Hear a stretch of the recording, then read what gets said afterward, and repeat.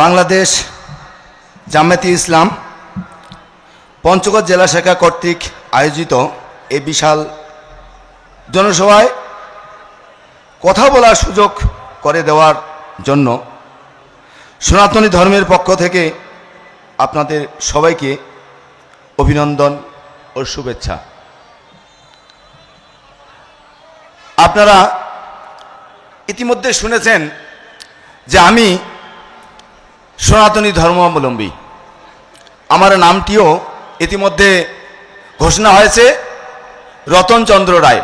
আপনারা অনেকেই চেনেন, আপনারা জানেন, অনেকেই জানেন। যাই হোক, আমি আপনাদের সাথে একটু কথা বলবো, মত বিনিময় করব। আপনারা সবাই ভালো আছেন তো? আলহামদুলিল্লাহ, আপনারা ভালো আছেন। আমিও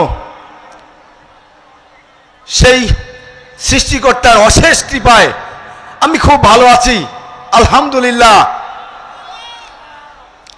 আর এই ভালো থাকার পিছনে অনেক কারণ রয়েছে। আমাদের এই বাংলাদেশের সমস্ত সনাতনী ভাইয়েরা সবাই খুব ভালো আছি, সবাই ভালো আছি।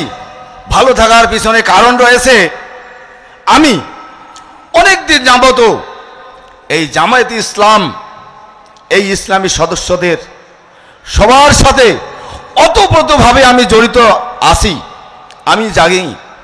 আর বিশেষ করে এই সহযোগিতা পেয়েছি আমার স্কুলের ছাত্র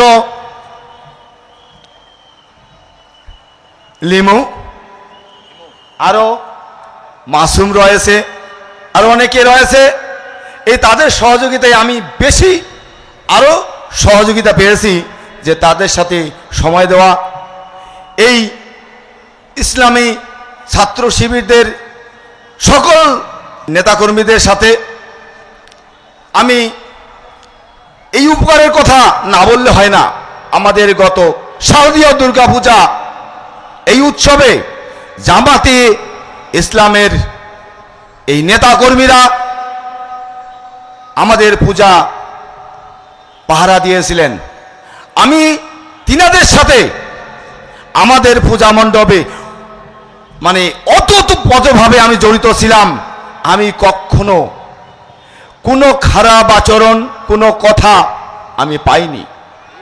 আর আমি জানি সমস্ত বাংলাদেশের জামাতে ইসলামের নেতাকর্মীরা একই ধরনের আচরণ করে, আমি এটা বিশ্বাস করি। কারণ অনেক দিন যাবত আমি এই জামায়াতে ইসলামের সমস্ত আমাদের যে এই নেতাকর্মীরা আছে, তিনাদের সাথে আমি সময় দিয়েছি, বুঝেছি, সব বুঝে ফেলেছি। আরো এই উপকারের কথা না বললে হয় না। মর্মান্তিক দৃশ্য, পূর্ব পুরুষেরা বলে গেছেন যে যে নাকি বিপদের সময় বন্ধু হয়, সে নাকি আপন হয়। এটা কথা বিশ্বাস করতে হবে।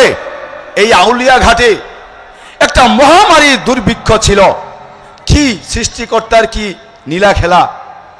সেদিন নৌকা ডুবিতে অনেক আমাদের ভাইয়েরা, দাদারা, দিদিরা, আমার আত্মীয় স্বজন ছিল সেখানে, আমি সেখানে উপস্থিত ছিলাম। এই মহামারীতে এই আমাদের আমিরে জামাত ডক্টর শফিকুর রহমান স্যার সেখানে উপস্থিত ছিলেন। আমি সেই দৃশ্য দেখেছি। সেখানে অর্থ দিয়ে সাহায্য করেছিলেন। শুধু অর্থই বলবো না, আমাদের সাথে আমার আত্মীয় ছিল। তখন আমি মর্মাহত ছিলাম।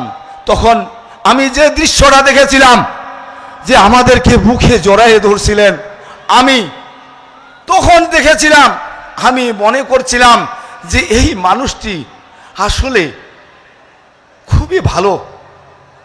যখন চলে যান, তখন আমি মনে মনে একটা কথা আমার মনের মধ্যে ছিল, চলে গেল দেখি আমি সেই ঈশ্বরকে, ভগবানকে, সৃষ্টিকর্তাকে আমি নীরবে আবেদন করেছিলাম, যদি আমার মৃত্যু হয়, হওয়ার আগে এই মানুষটিকে যাতে আমি আরেকবার সরাসরি দর্শন করতে পারি। ঠিকই সেই সৃষ্টিকর্তার কি অশেষ কৃপা, আমি আজকে এই গতকালকে রাত্রেই দেখেছিলাম, আজকে আবারও দেখছি। আমি এই অশেষ অনুরোধ, এই সনাতনী ভাইয়েরা আছেন, আমি তিনাদেরকে আহ্বান জানাবো, করজোড় মিনতি জানাবো, বাংলাদেশে জামায়াতে ইসলাম এই বাংলাদেশের ক্ষমতায় আসুক, আপনারা হাত বাড়িয়ে দিবেন, বৈষম্য থাকবে না, এটা আপ্রাণ চেষ্টা চালাচ্ছে। আপনারা একটু এগিয়ে আসেন, আপনারা একটু দেখেন, হাত মিলান, তাহলে বুঝতে পারবেন সেখানে কি আছে।